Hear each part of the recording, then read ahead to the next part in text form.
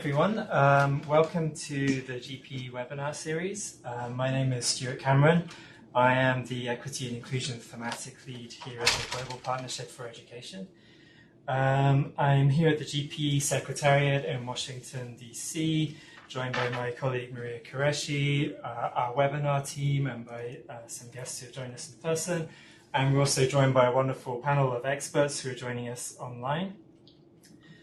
So GP's webinars started in 2016, and they are part of GP's Knowledge and Innovation Exchange initiative that came about as a response to GP's partner countries' request for additional opportunities to exchange knowledge, good practice, and policy approaches that inform education policies and practices at the country level.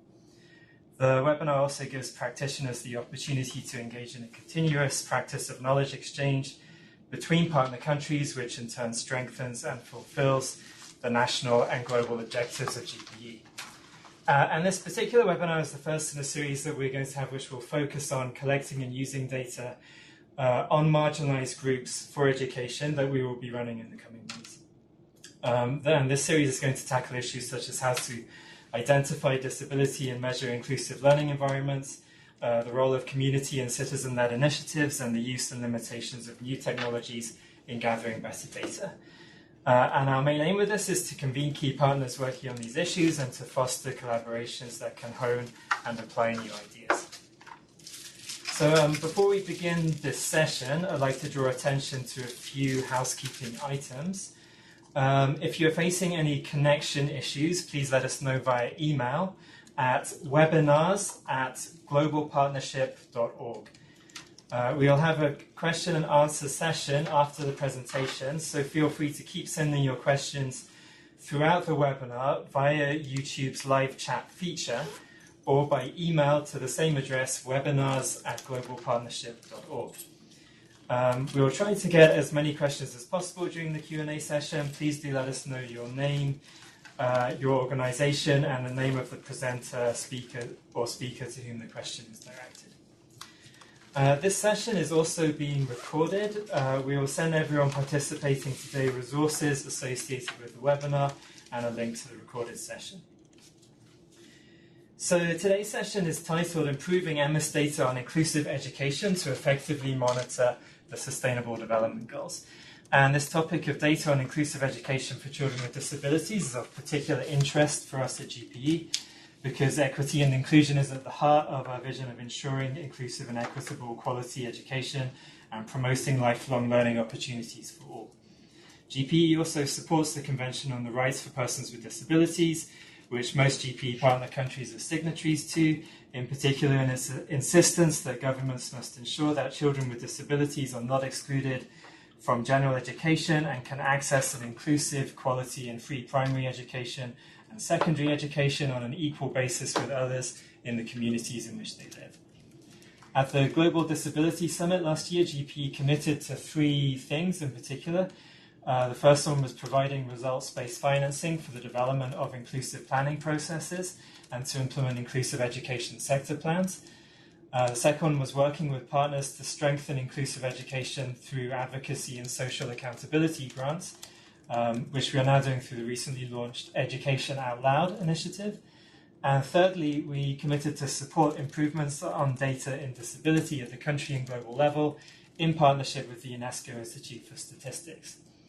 So accordingly, with that third aim, in this webinar, we're going to be discussing a new report by the UNESCO Institute for Statistics with support from GPE on the use of UAS data and education management information systems for constructing indicators to monitor inclusive education. Now, allow me to introduce you to our main presenter today. Our main presenter is Friedrich Hübler from UNESCO Institute of Statistics. He is the head of Education Standards and Methodology section at UAS, and his focus areas include education statistics methodology, specifically for monitoring the Sustainable Development Goals and the production of education indicators from household survey data. And Friedrich is joining us remotely from the UAS office in Montreal. We also have on the line 4 experts who are going to provide responses to Friedrich's presentations, and they are Charlotte McLean-Lappo, who is the Global Disability Advisor in the Social, Urban, Rural and Resilience Global Practice of the World Bank Group. Her work focuses on supporting operational teams across the institution to ensure disability inclusive development.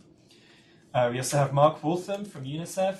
Mark recently joined UNICEF's Nepal country office as Chief of Education, having previously worked as a Senior Education Advisor in New York HQ for 6 years, focusing on access and equity in education, including leading the Out of School Children Initiative and the Inclusive Education Program. We have Matthias Egeland, who is a Senior Advisor with the Education Section at the Norwegian Agency for Development Cooperation, or NORAD, working on inclusive education, equity, multilateral initiative, skills and labour market outcomes. And we also have Satoko Yano, who is a Programme Specialist at the Section for Education Policy at UNESCO HQ in Paris. She has immense experience with a demonstrated history of working in education policy analysis, education sector planning, economics, and comparative education. Satoko is going to be talking particularly about the Open EMIS project at UNESCO. So with that, I'm going to hand over to Friedrich, who's going to take us through his presentation of the paper which UIS have recently produced. Friedrich. Okay, thank you, Stuart, for the introduction. And also I want to start by thanking the Global Partnership for Education for supporting the work of the UIS on education and disability, and for giving us an opportunity to present the results of this work in this webinar. The presentation today, and I'll go to the next slide, please. The presentation today will have 4 parts. I will start first by giving a brief overview of the data on disability in Sustainable Development Goal 4 in education. Then I will speak about data on students with disabilities that we can obtain from education management information systems.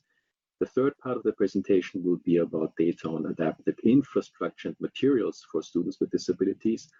And then I will conclude with a summary of the main points and an overview of future work of the US in this area. It should take me about 25 minutes to go through the slides, and you can see in the lower right corner of most slides an indicator that tells you how far we are along. Next slide, please. So the first part of the presentation is about disability in Sustainable Development Goal 4 in education. And as you probably all know, there is a big emphasis on equity and inclusion in all of the Sustainable Development Goals, and that includes SDG4 in education. SDG4 has a total of 10 targets, including target 4.5 that aims at the elimination of gender disparities in education and equal access to all levels of education and vocational training for the vulnerable, and this includes specifically persons with disabilities as well as indigenous peoples and children in vulnerable situations. There is the main indicator that is used to monitor progress towards this target is the parity index. That is calculated by dividing, let's say the most famous parity index is or most widely used parity index is the gender parity index that many of you must be familiar with. That is calculated by dividing the female value of an indicator by the male value, and it then indicates the degree of disparity. This parity index can also be calculated for many other groups of disaggregation, including, for example, comparison of rural and urban areas, rich and poor households, and also we can do this by a disability status. There's one additional target in SDG4 that also mentions disability, and that has to do with adapted infrastructure, and I will come back to that later. Next slide, please.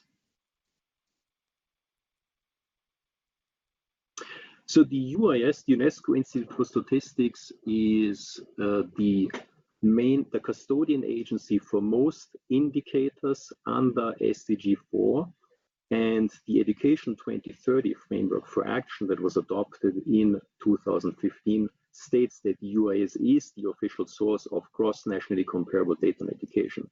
The same framework also calls upon the UIS to work with partners to develop new indicators, statistical approaches, and monitoring tools that can be used to assess progress towards the targets that are related to the mandate of UNESCO, and this includes education. Next slide. The UIS began working or disseminating data disaggregated by disability status in early 2017, when we published the first fact sheet on education and disability. This was followed in 2018 by a much more detailed paper on education and disability, where we presented data from 49 countries. And the UIS also was a main contributor to the UN flagship report on disability and development, contribute to the chapter on education. Next slide. So what we found while working with data on education and disability, first of all, we found that the data are not very easy to find. Many countries don't have data on education and disability. An additional problem is that where data are available, the definition of disability varies across countries, so it's not always easy to compare the results.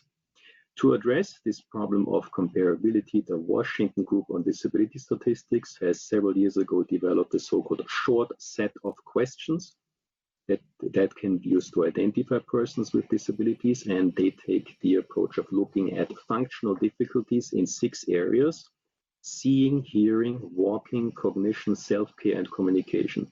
And this short set of questions was also endorsed by the United Nations for the current round of population censuses that began in 2015 and goes until 2024. So in population censuses, these questions by the Washington Group should be used to identify persons with disabilities. This short set has also been adopted by different household surveys, including, for example, the Demographic and Health Service. But there are certain limitations regarding data collection on children, because it was found that this short set of questions underestimates the degree of disability among children, because it doesn't cover certain areas of child development, and therefore the Washington Group and UNICEF have developed a module on child functioning that was first used in the UNICEF multiple indicator cluster service that began in 2017, and perhaps my colleague from UNICEF will talk more about that later. Next slide. The analysis carried out by the UIS so far is a relatively high level, at a highly aggregated level, because of the limitations in the data that we encounter. This is partly to do with sample size. Persons with disabilities, if they are captured in household surveys, their number is usually very small, which makes analysis difficult. And therefore, we often have to aggregate the data in large groups to present any kind of reliable analysis. And this is one kind of example of analysis that we have disseminated. Here, we're looking at an indicator that measures the average years of education in a population 25 years and older.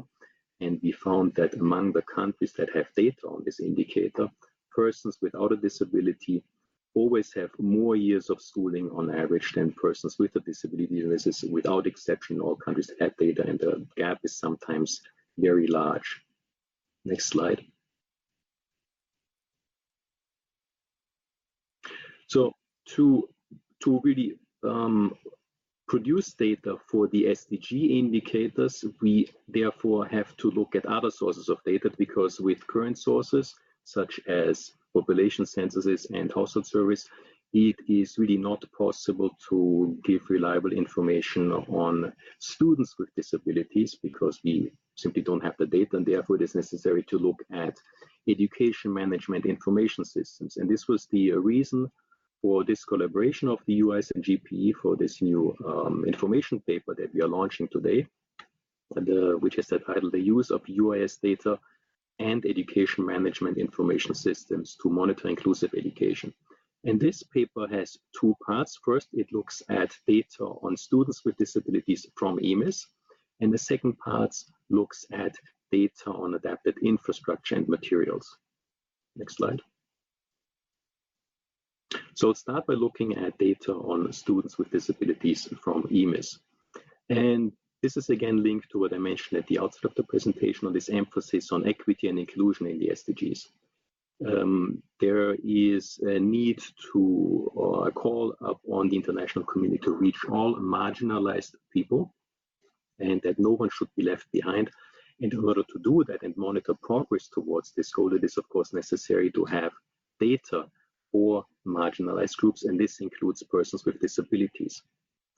And for many indicators, we therefore need data from EMIS systems because they provide data on students in school.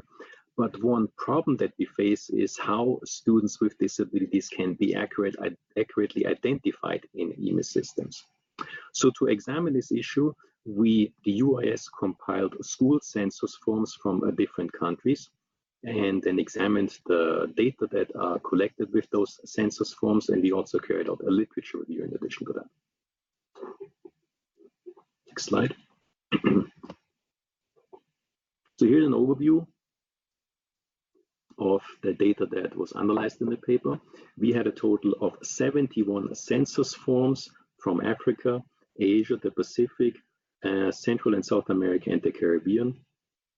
And we found that only 52 of those 71 census forms included any kind of information on students with disabilities. 9 of those census forms or EMIS forms only referred to disability or special needs for identification of students with disabilities. This is not very helpful for analysis because we don't know what kind of disability or special needs the student has, so it makes it also difficult to identify needed interventions.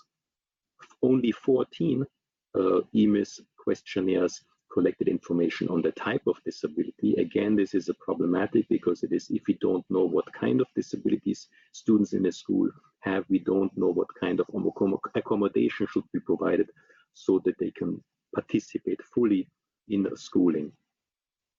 29 EMIS forms had information on the degree of disability, but only for vision and hearing. Again, this is problematic because if we don't know the degree of disability, it's again difficult to examine the needs for interventions. 14 census forms, school census forms, on the other hand, also had a mechanism for medical referral of students that were identified as having a disability. Next slide. So the main concerns about the EMIS forms, to summarize those, were first of all the identification by disability or special need. That is not very helpful for analysis. One other problem is that in some questionnaires, disability was used as a screen. That means that there was a question of, let's say, does the student have a disability? And then if yes, what kind of disability do they have? This is contrary to the recommendations by the Washington group, for example, that say that you should start by looking at functional domains and seeing what kind of difficulties students have, and that could then be classified as being disabled or not. In cases where functional domains were examined, the coverage was incomplete. So, for example, some surveys or censuses may also only have looked at vision and hearing problems. There was a widespread lack of coverage of psychosocial difficulties, which are particularly relevant in situations of conflict, as an example. There's a lack of information on the degree of disability. And then we also find sometimes a category multiple disabilities that is again not very useful for analysis. A few census forms also used offensive terminology, so they might use terms such as cripple or retarded that should be avoided. And then in many cases, we also found that it is not possible to monitor the outcomes of students with disabilities because, for example, information on dropout or repetition or advancement to the next grade or level of education is not available by disability status.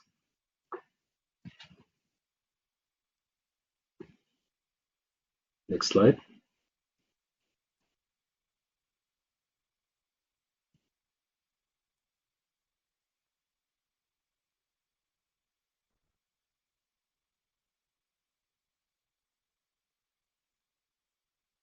So recommendations for EMIS include the following. First of all, information on disability status should always be included, and this includes information on learning outcomes disaggregated by disability status. We also recommend a move to a granular system. This means that information on disability should be captured at the level of individual students and not just aggregated at the class or school level. The identification of students with disabilities should be based on the functional approach. That means difficulties in functional domains. And this should also extend to all domains where students may encounter difficulties. Further, it would be necessary or recommended to collect information on the degree of disability. And of course, any kind of offensive or derogatory language should be avoided. And we hope that really a common approach for monitoring of disability in education can be adopted in all countries, because this makes it possible to compare data across countries and also see how they compare with regard to progress towards the targets under SDG4, including the target on equity and inclusion. Next slide. So here's an example from the UNICEF guide for including disability in EMIS. This is also an excerpt from the paper that shows how information on students with disabilities can be collected. So here we have a question that looks at difficulties in the following functional domains: vision, hearing, gross motor skills, fine motor skills, intellectual development, communication, and behavior and socialization. And for each of those domains, this particular question records how many students have some difficulty or a lot of difficulty, so that we have information on the degree of difficulties in these functional domains. And this data is can also be disaggregated by sex. In this particular case, the question is about the entire school, but if you have a system such as Open EMIS that has been developed by UNESCO, and I believe my colleague from UNESCO will say more about that later, we can also collect this information at the level of individual students. Next slide. So now we're coming to the third part of the presentation, which is about data on adapted infrastructure and materials in schools.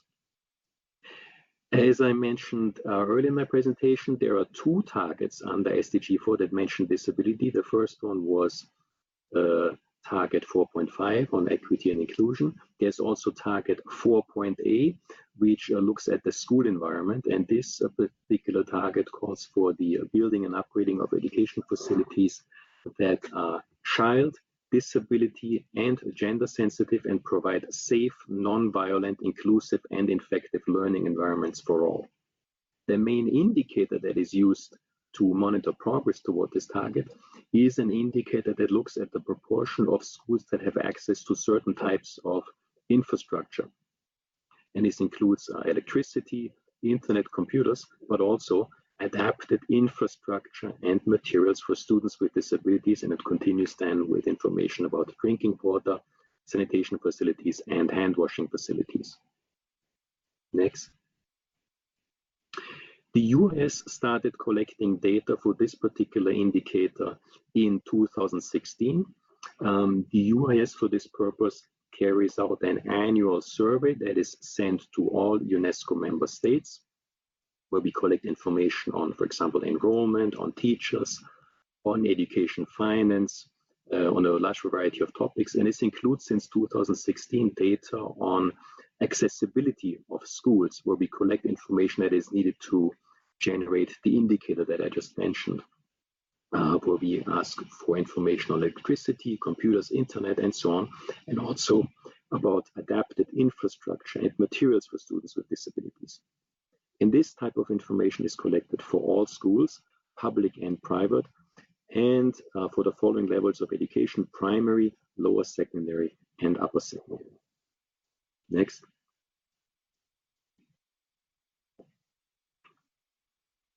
So what we found in the years since we started this data collection, unfortunately, is that the response rate from countries is very low. Only few countries are currently able to provide data on adapted infrastructure and materials.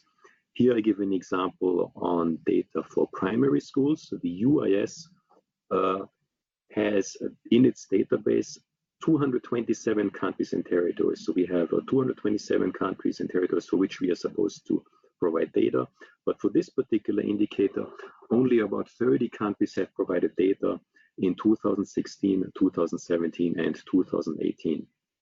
We also found that reporting is not consistent. Some countries report data in 1 year, but not in another. One problem with the question is also that we have no information on the extent or variety of accommodations that are being made. We found that in some cases, countries state that all schools have accommodations. While it may be possible, we could question whether it is likely that all schools in the country meet all accessibility standards for all types of disability that exist. On the other hand, we also found some countries that report very low percentages, so let's say it could be 1% or less. And here we suspect that the countries may refer to special schools for children with disabilities, which is in fact contrary to the Convention on the Rights of Persons with Disabilities. As Stuart said in his introduction, this convention says that children with disabilities should be integrated into the main education system in the countries and not be educated in separate schools. Next.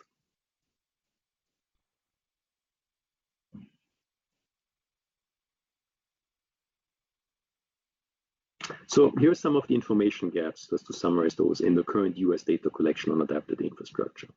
So first, we don't know whether, if a country reports a certain percentage, whether those schools provide accommodation for all barriers that students with disabilities may face.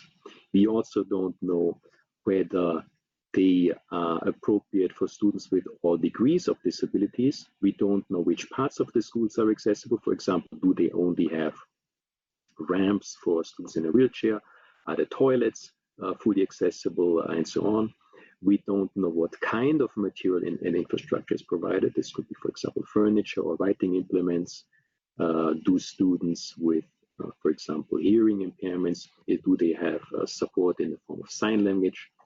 Do students with vision abilities have Braille available? We all don't know that from the limited kind of questions that we ask. And we also don't know if schools that are reported as having been adapted for students with disabilities have been designed with disability in mind. That means, for example, that the entire school, including toilets and classrooms, are fully accessible, or only some kind of accommodation is given to some or all children with disabilities. So to summarize, the data currently available for this indicator in the US database have limited information, because the way the data are currently collected, it is possible that schools with various levels of accommodations can all report that they have made accommodations. To create indicator for A1D on adapted infrastructure materials with more precise information, it is necessary for countries to collect data at the school level with EMIS systems and to aggregate this data at the national level for international reporting and, for example, monitoring of progress towards SDG4. Next. Here is an example for how a better indicator for accessibility could be developed. In this case, we propose, for example, that the values for this indicator could have three values from 0 to 2, where 0 would indicate no accessibility, 1 limited accessibility, and 2 that the school is fully accessible, meaning it meets criteria for all types of disability. It would also be helpful if we have information about by the type of disability. In this example, for example, information on physical, vision, hearing, and cognition domains. And it would also be useful if the questionnaire could collect data on the quality of the materials and infrastructure. For example, are they of low quality, average quality, or high quality? Next.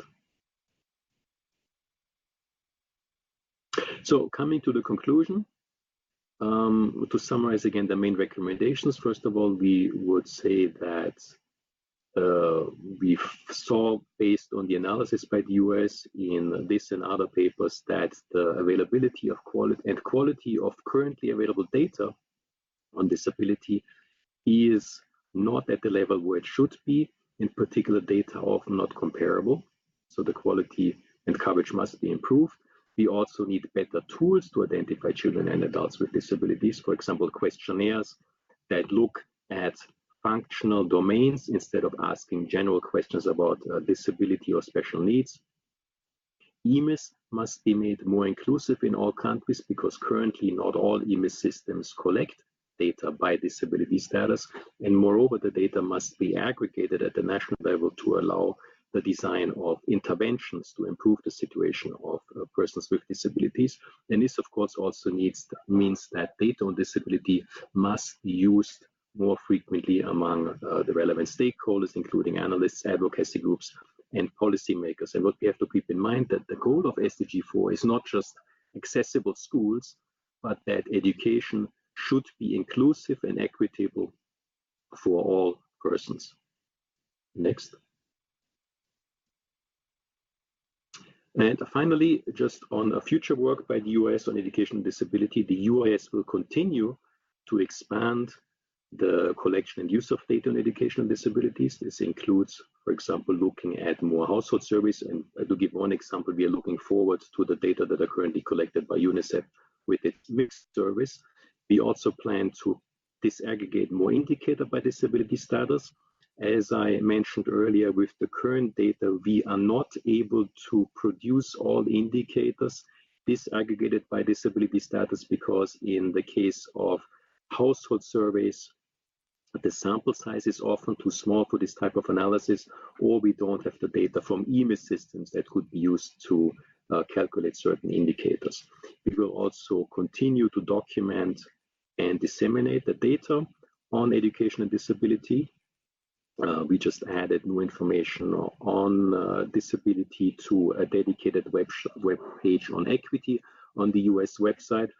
But very important to keep in mind for everyone is that all of these activities require funding. And this doesn't mean just funding for the US to carry out this work, but also for countries to build systems that can be used to collect information on disability, for example, by building better EMIS systems that include information on disability and education.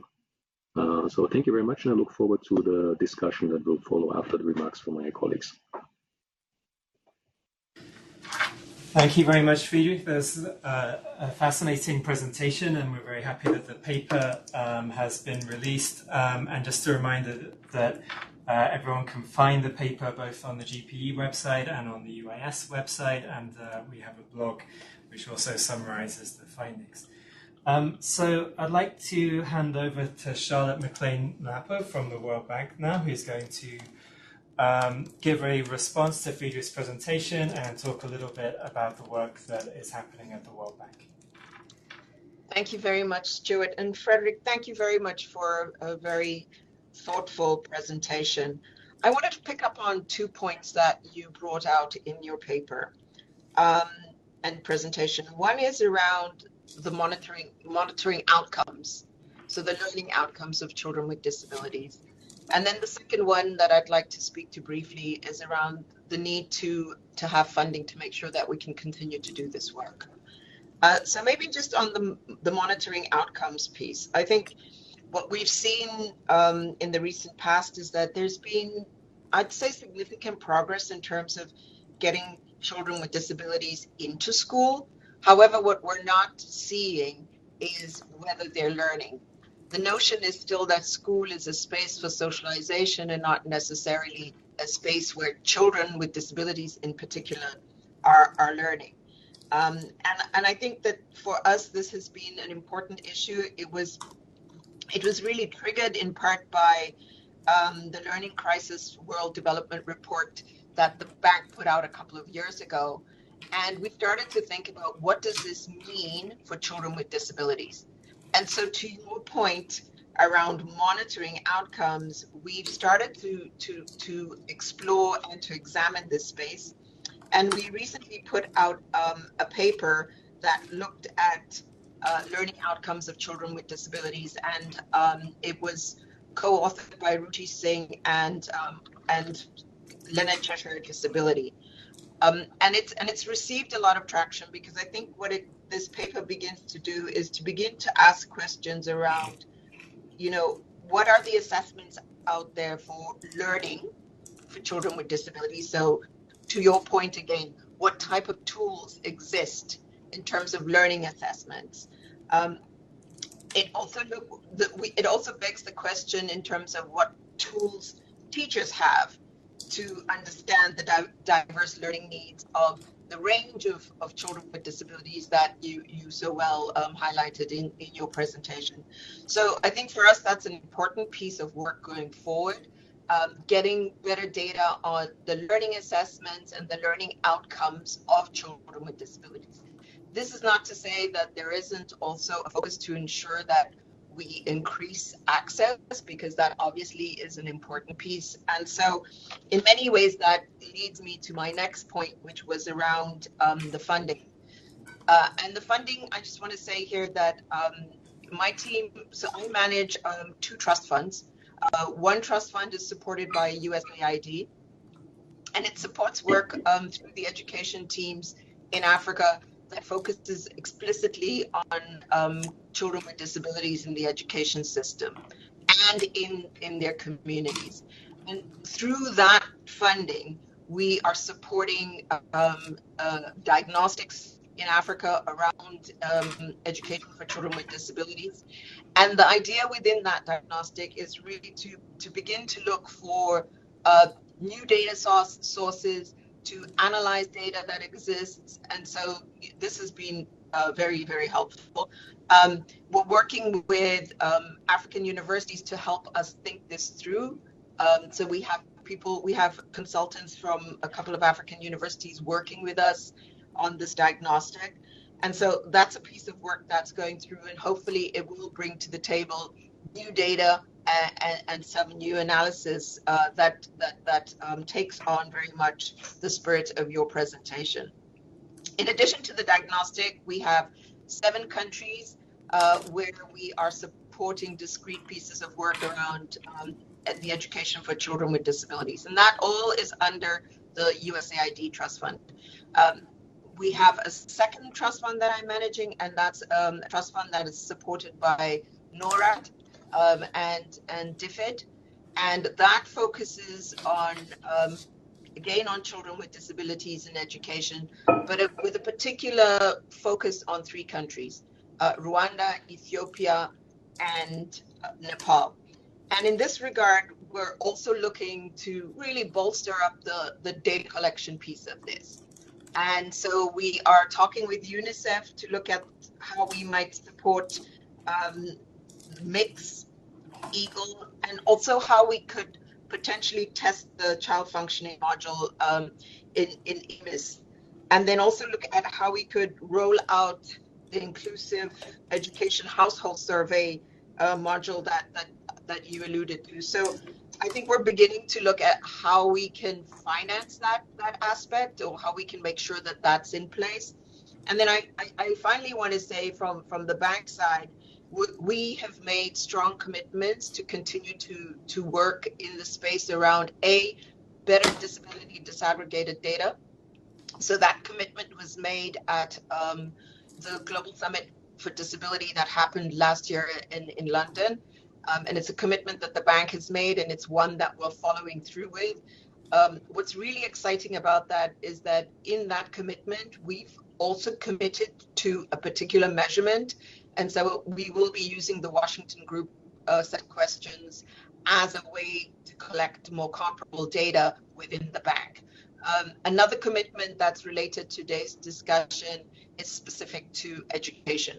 And so the commitment that we made again at that conference was to ensure that all World Bank projects, education projects, are disability inclusive by 2025.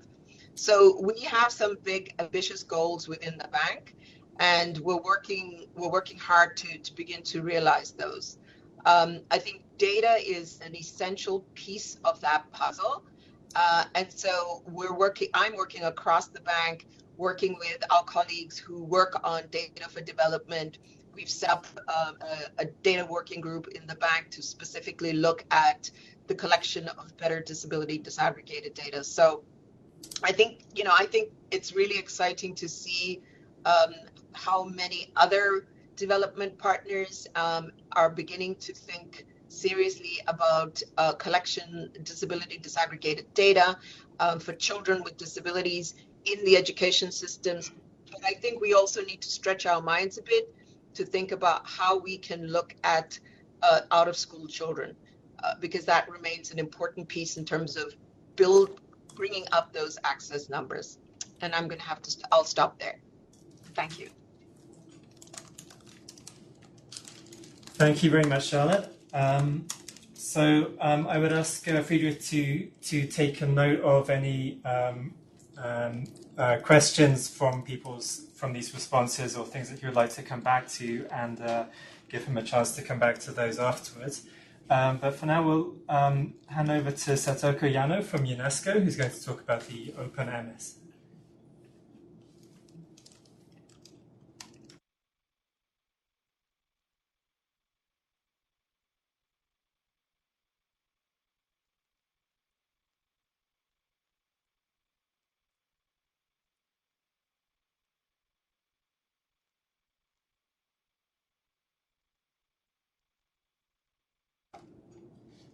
Satoko, are you there? We're not hearing you. Can you make sure that you're not muted?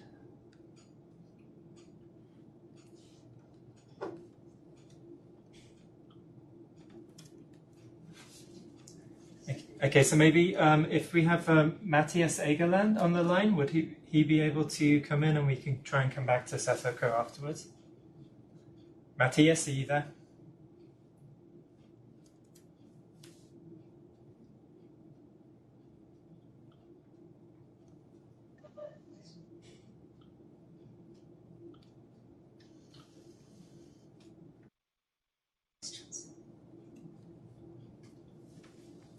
No? Okay. Do we have Mark Waltham on the line?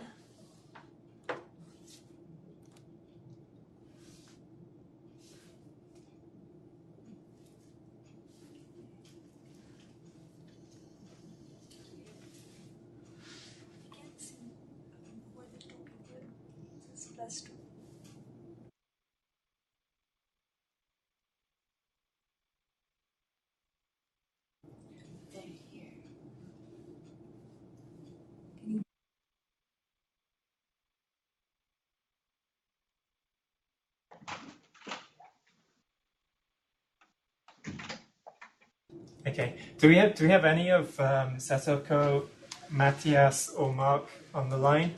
Please do shout if you can get through to us. Otherwise, we'll go to some questions and then come back to you. I'm online.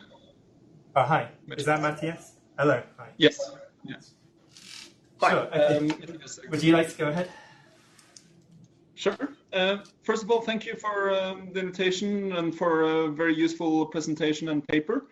I would like to address a couple of questions, and some of them pertain to the points brought up by Charlotte earlier as well. And that's what kind of parity indices you expect to be able to report on based on the quality of the EMIS data, but also what other data sources are necessary. And then it's the question of household surveys for out-of-school children to estimate parity indices for access and enrollment. Then another question is on learning. Do you need to have a sort of wide extent of different functionalities identified? And I'm particularly thinking of intellectual disabilities. If you're comparing the sort of parity of children with disabilities on learning outcomes, do you need to address those issues as well? And would that sort of set a minimum requirement to what is captured in the EMIS data to be useful for learning outcome-oriented parity indices? And then on survival and progress through the system, I was wondering if you have any examples or knowledge of EMIS systems that offer longitudinal data at the individual level to follow individuals over time within the system. Yeah, thank you. Thank you.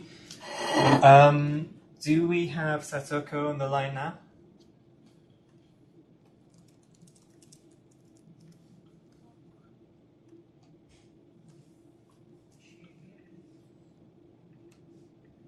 Okay, do we have Mark Waltham on the line?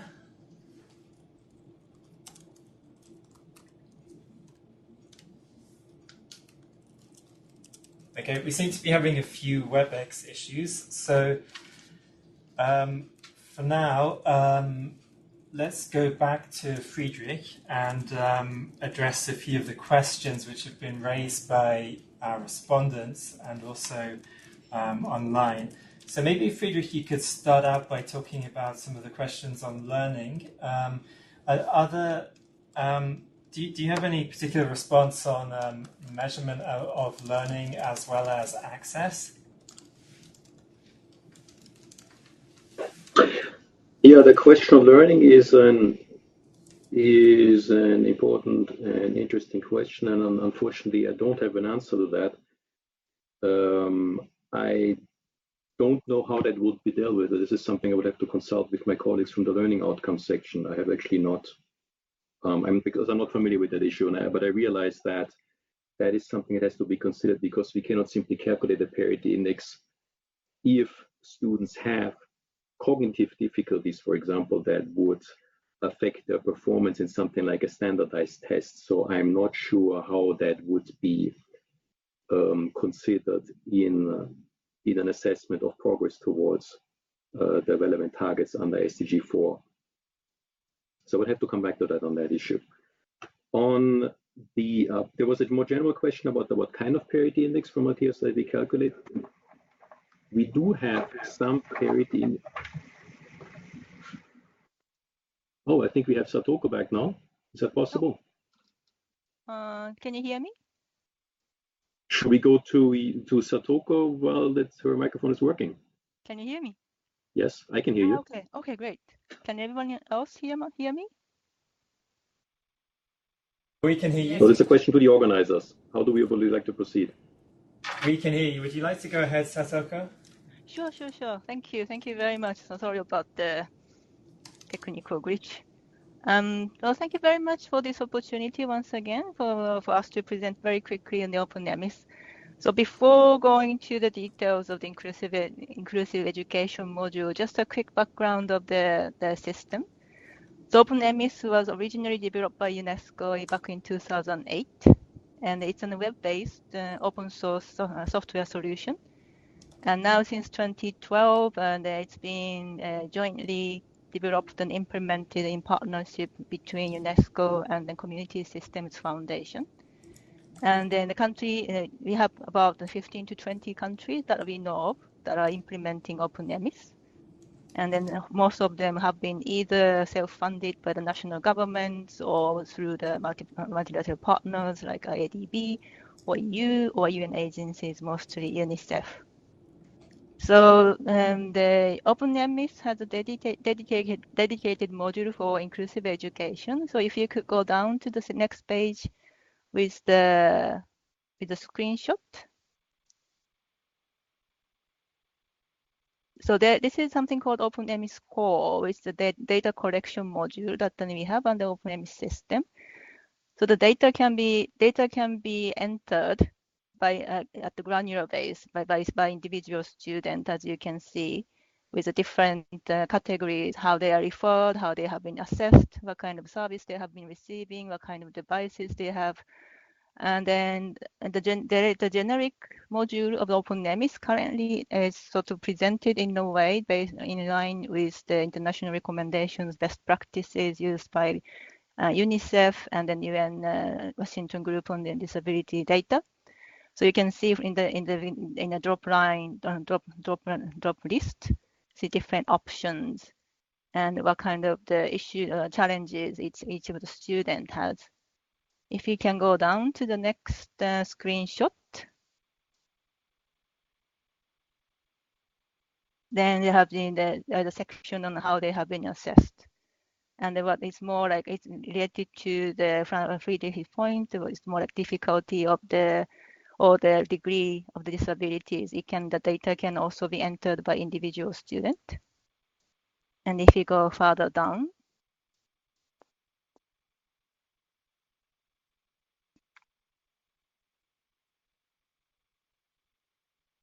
and then here, what kind of services that each student has been receiving And then if you go down, another section on what kind of devices are being assigned to each student. And then what kind of plans the school has or class has for this specific students for the next one.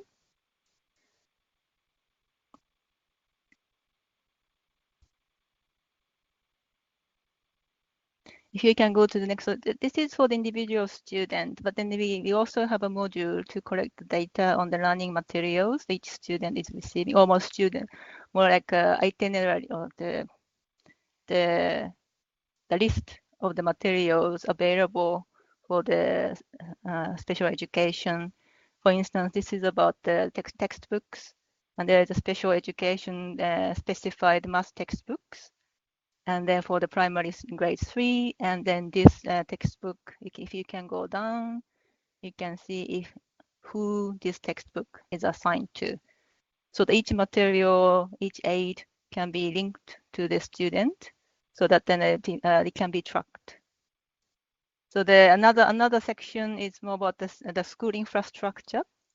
It's again based on as Friedrich said, the Friedrich's recommendation. Actually, the function is already there, so that each school can enter their school assets and also monitor. And this is a generic version, but then each country it can actually freely change these lists or the data fields. So it's very highly configurable. So depending on the needs and then also the criteria and the standards used in the countries, each user or each country can decide on the different options that they have. So this is the data being collected. So the OpenEMIS, as I mentioned, is a web-based service. So the actual software is it's installed on the server and it works on the server. But the data collection can be done offline using mobile or tablet. And then also if the countries are not ready to go into the individual student data, we can also start collect the similar data, but the more aggregated school level. So that's basically the inclusive education feature that we have on OpenEMIS. But then before finishing my sort of intervention, just one thing we wanted to emphasize that since the data for the individual student, especially related to special education, can be very, very sensitive. So the data security is very much important, very important for us. So the OpenEMIS does offer a very high level, very cutting edge level of the data protection, data privacy protection from the software side, and then also the hosting side. I'm not going into too much of the technical details, but then we are constantly reviewing and updating the data security policies and then updating the coding of that. And then also the OpenEMIS as a solution can be customized. The data access policy can be customized by the country as well, so that then we can make sure that the data can be viewed only by those who have access to. And then also UNESCO, and then neither UNESCO nor our technical partner will not have access to the country data itself. The data will sort of stay with the country. So very quickly, I think that's on the OpenEMIS. Thank you. Great, thank you very much. Interesting to hear about one of the platforms through which this data could be collected. Do we have Mark Walton on the line?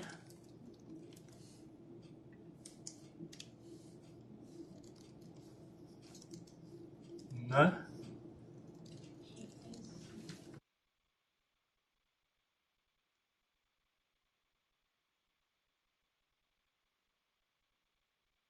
Okay, we'll go back to Friedrich then with a couple of questions.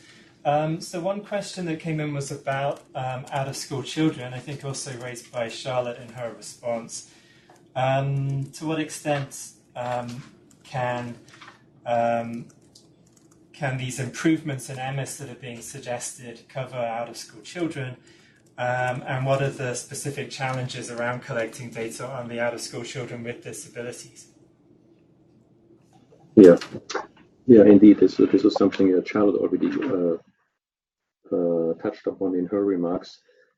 The presentation today and the paper that we are talking about is about data on children and infrastructure in schools. Then EMIS, by definition, collect information on children in schools, and therefore they will not have any information on children out of school.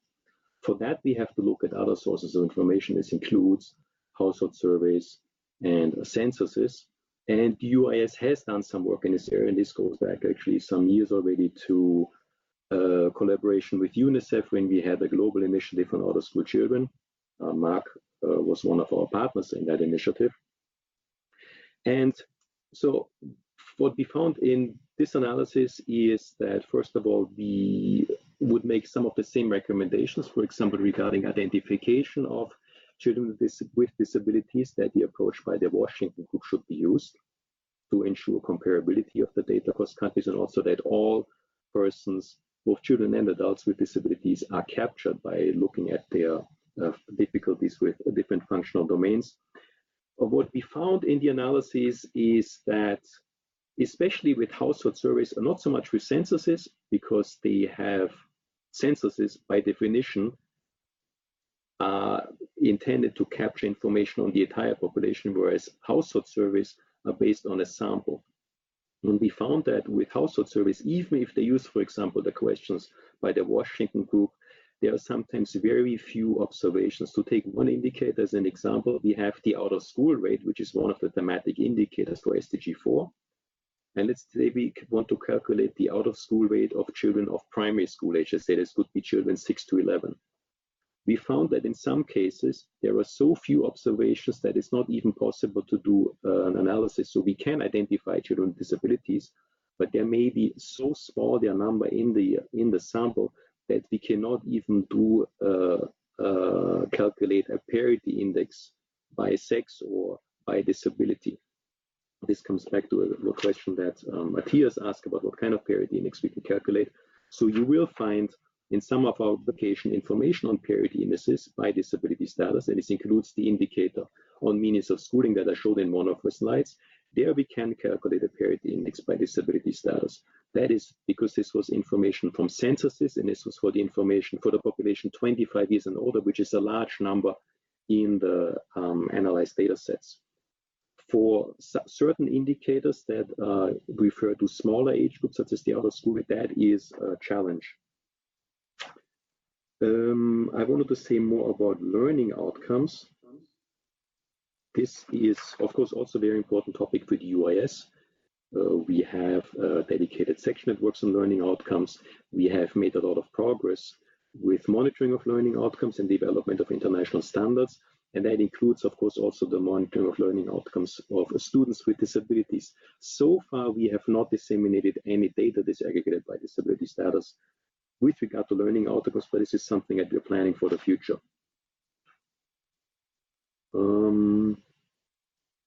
Longitudinal data was another question by Matthias. Again, this is the question I'm afraid I cannot answer. If countries use EMIS systems, perhaps Satoko would have some information on this.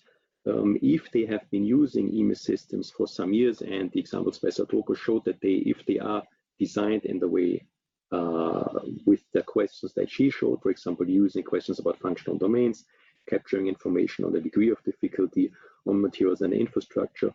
And if they do this regularly and at the level of individual students, it would be possible to do longitudinal analysis. But I don't know to what extent that kind of data is available for analysis.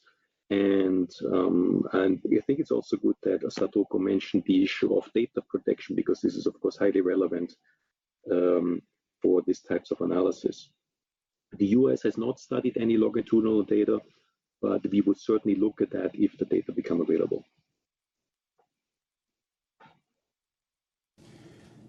Great, thank you for that response. So one of the other questions coming in, well, a couple of questions were asking about data for specific countries or areas. There was one about Cote d'Ivoire and one about West and Central Africa generally. Would you be able to say a bit, Friedrich, about where people can go to find this data at the moment? Is it in the UAS database, or is it something that people have to look for at the individual country level? So we don't have this yet in our database. When you go to the US website, we have a website. I don't know if you can pull it up on your screen. It's data.uis.unesco.org, which is all of our statistical tables, and this includes tables for all SDG indicators. We have not yet included data on disability in those tables, and that has to do with the fact, okay, I'll see you're pulling up the browser. So it's data.uis.unesco.org.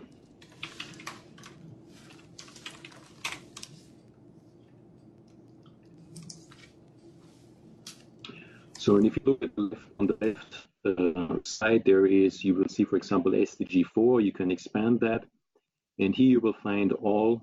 And click again on the next plus. You will find all global and thematic indicators that are used to monitor progress towards SDG4. But you will not find here data disaggregated by disability status, and that has to do with the fact that we have data for very few countries. So that means that most tables would basically be empty, which is not really very user-friendly. Instead, we have a page on equity, and you can go to that. So for that, you simply go to the homepage of the US. That's uis.unesco.org. So without the data, .unesco.org.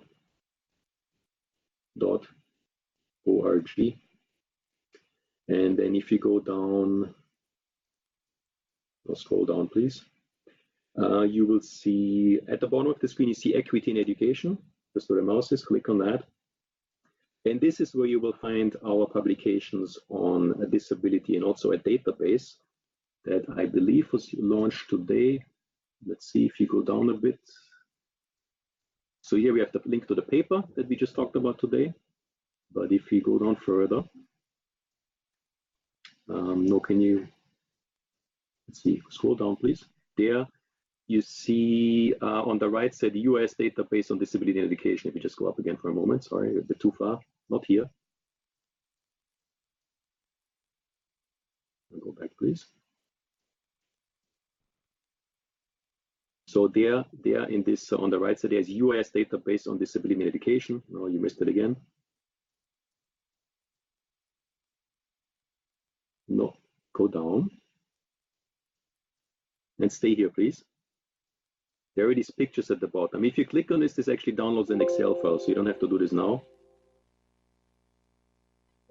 This is where you will find data from household surveys and censuses, and where you will also find data for individual countries. And I'm not sure now if this includes Côte d'Ivoire and other countries that were specifically mentioned in the questions, but you will find there the data that we have. And so these are the indicators such as we have out of school rate, we have mean years of schooling, we have information on literacy, we have information on completion of primary and secondary education. This is the type of indicator that you find there, disaggregated by sex and disability status, and we also present parity indices in this database. Okay, thank you for that. I understand Mark Walther might be able to join us now. Mark, are you there?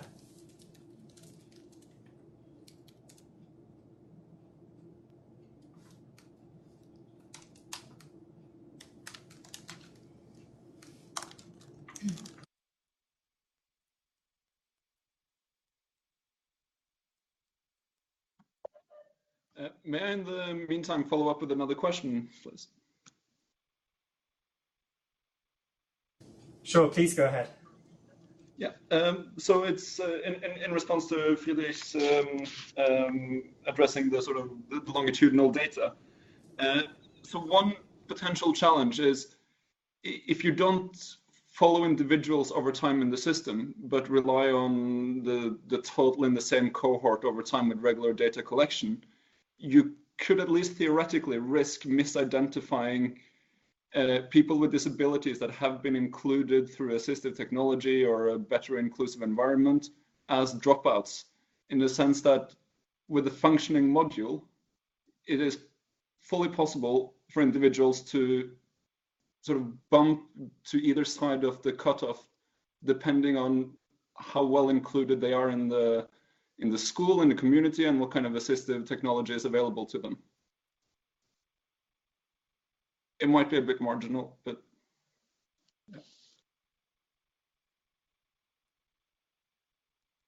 yeah, I think this is actually a very good remark, very good observation, and that's why it is important to combine data on progress of students with disabilities with information on the kind of accommodation that is provided in schools. Because if we see that all countries, if in a country, are fully accessible to students with disabilities, we would assume that students with disabilities face fewer challenges advancing throughout education than in countries where such accommodation is not provided. So that's why we really need information on that covers all aspects of learning and all types of information that are measured in the indicators used to monitor progress towards the SDGs. thanks. So thanks for that. So we had a response online to Matthias's point as well, talking about Open EMIS, which does apparently allow the ability to track individual students with disability over time. We also had another question which relates a bit to that, which is one of our online audience has asked that some experts say there is potential for harm caused using the Washington Group in educational settings. The child functioning module was designed for parents or caregivers, but in schools, teachers might be answering the questions, and also that. The question considers whether there is risk of labeling children as having disability based on a tool which is not really intended to provide specialized diagnosis. Would you have any response to that, Friedrich?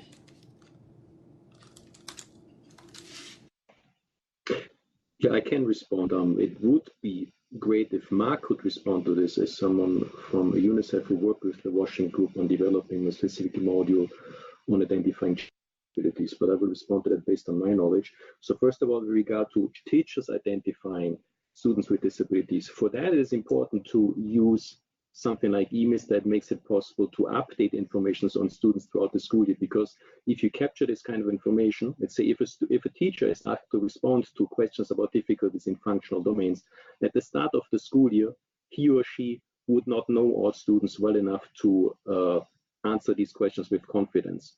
But throughout the school year, the teacher would get to know the students better and would then be able to say more clearly if a particular student, for example, has difficulty seeing or hearing.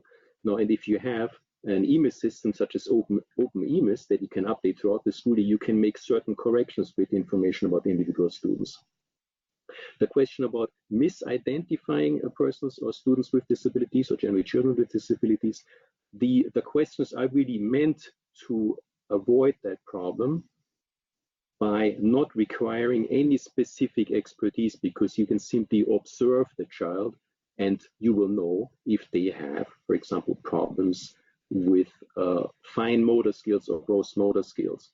Similarly, the problem of being stigmatized, again, the Washington Group questions are meant to avoid that problem by really not talking about disabilities, but simply about difficulties with certain types of functions. So there is no label of disability that is used in the questions, and therefore we don't ask, is this child disabled, but you just say, does this child have any difficulty seeing? Does the child have any difficulties hearing? And so on. It is really meant to avoid any type of stigma that might be associated with disability.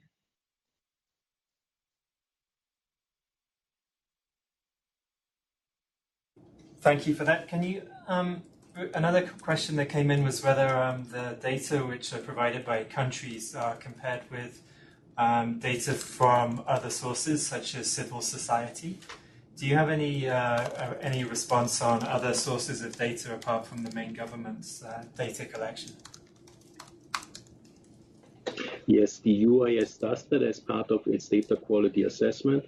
So we do not only rely on information from countries, but we try to validate that by looking at information from other sources, and includes, for example, information from household surveys. See if we find that an indicator has a similar value. Of course, it's rare that an indicator would have the same value because of the way the data are collected, but the indicator should have broadly similar values, and we find that there are large differences. We would go back to the country and ask for additional information, and ask even for additional evidence to support the data that have been provided. Okay, thank you for that. Is Mark Waltham able to join us now? Mark, please do shout if you're able to solve the connection problems. Okay, I wanted to come in with another question then. So I think the paper has talked a bit about the value of moving towards more granular EMIS systems, which are able to do things like track students at the individual level and potentially to track them longitudinally as well as with a cross-section. But what kind of preconditions do you think countries need to have in place to be able to move towards that kind of system? We know that a lot of countries do not yet have the type of granular EMIS system which could provide that kind of data.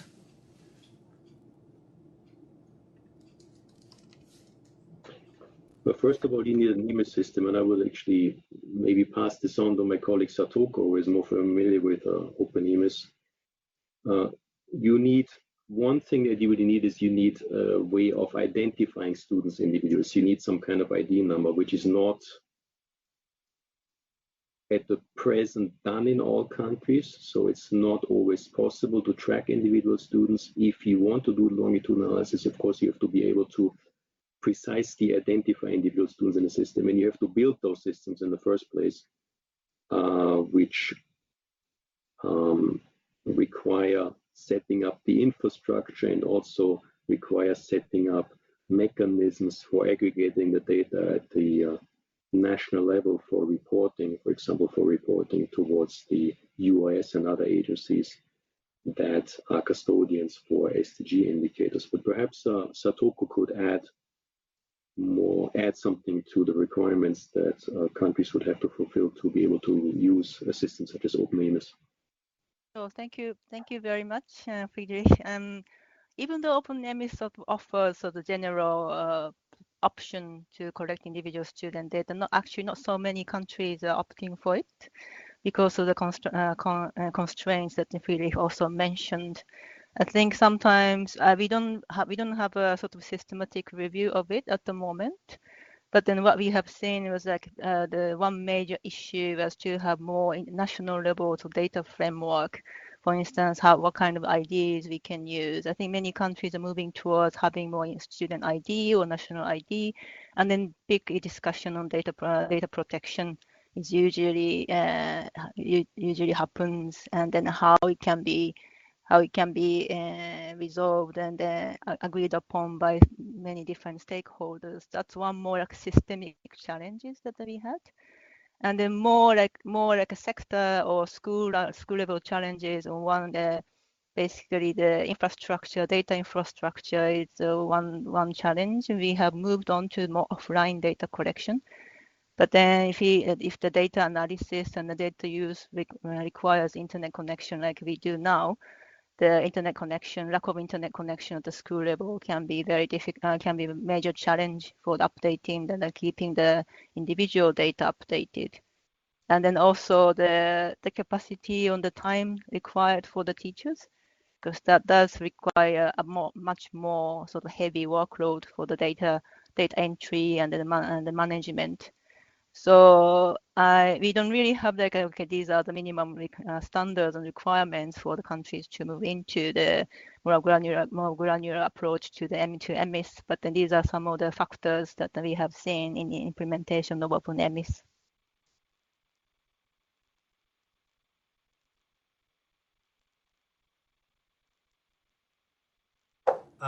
Thank you for that.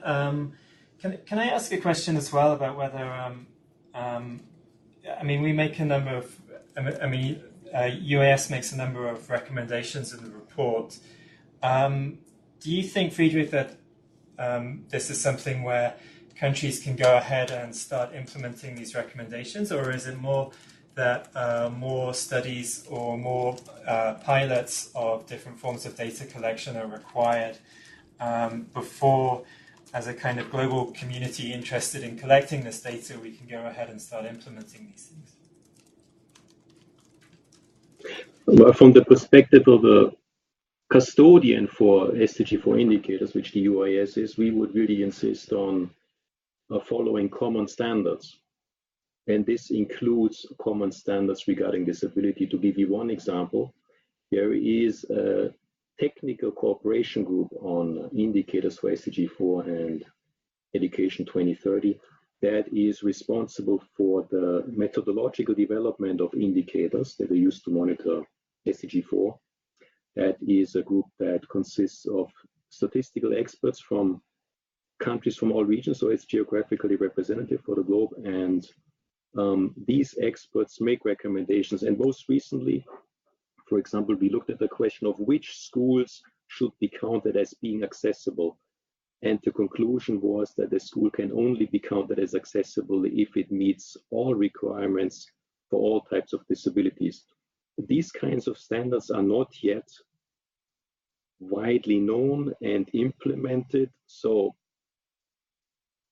it would be helpful if countries could be informed or try to be informed about standards are being involved. This is, of course, also a responsibility for the US and other agencies to promote these common standards.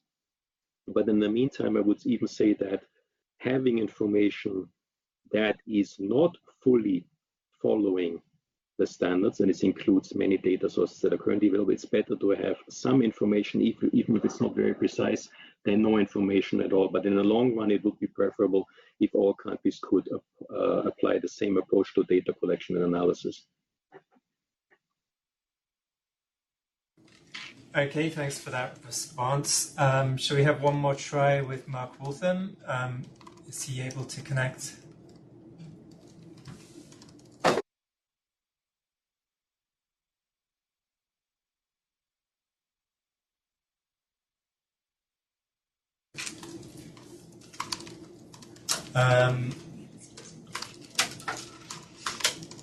Okay.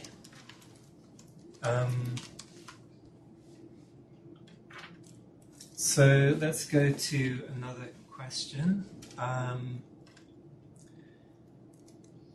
There was one question around, which I guess relates to household surveys versus EMIS a bit. It was,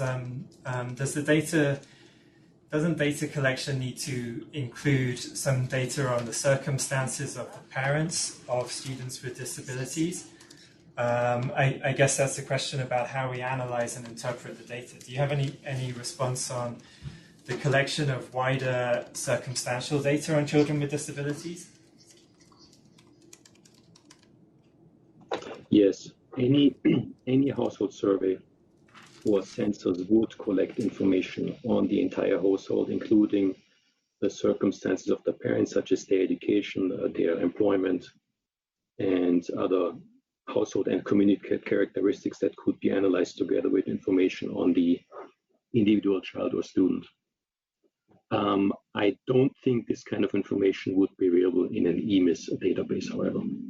But in household surveys, you would have that information, and that would, of course, be used in analysis of determinants of factors such as school attendance. Okay, thank you. And how about, as I understand it, some countries, and someone in the comments has mentioned Nepal, avoiding burdening the EMIS with a lot of extra data collection and instead having a sort of separate individual student tracking system with a subsystem which could answer questions on disability. Is that something that you're aware of in other countries?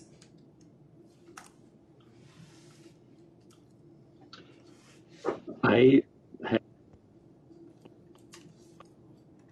responded to this question in her remarks earlier to some extent when she mentioned that having a detailed EMIS system is, for example, an additional adds to the workload for teachers. And of course, these systems, the more complicated they are, also more difficult to maintain and update because of more time, more investment of time and resources is required to maintain them. But we will have to ask ourselves if we, since the international community has committed to these goals, and including specifically inclusive education, we must also make the necessary effort to collect the data that makes it possible to, first of all, have the evidence to tell us how close we are to this goal, and also then to take the necessary action to make it possible for all students to attend school and to get an education of good quality that they have a right to. And if I can quickly respond as well. Hello?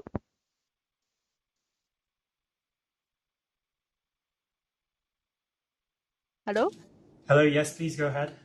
Yeah, okay, thank you. So I think it's thank you very much. I think it's a really important point. I mean, the sort of the issue of the whether we go for the heavy EMIS or have some different systems that are for good for each purposes. But I think what we have seen is like we have spent a lot of effort on collecting the data, and then actually using the data is always been a difficult major challenge, especially when it comes to using individual student data. And then having a parallel sort of systems to actually my experience doesn't necessarily help. So I think we can, I mean, the one good thing about OpenMS is it's not the one big software. It's more the combination of the different modules. And the important issue is that these data collected through different modules can actually talk to each other. So we can have the same approach. Yes, there can be a separate database, but the important thing is to make sure that the databases and the users databases can talk to each other, and then the users can benefit from both of them. Thank you.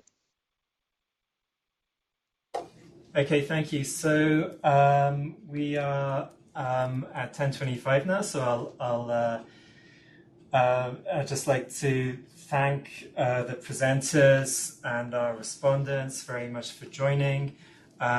We have to apologize for the technical issue which has prevented Mark from UNICEF from being able to join us this morning.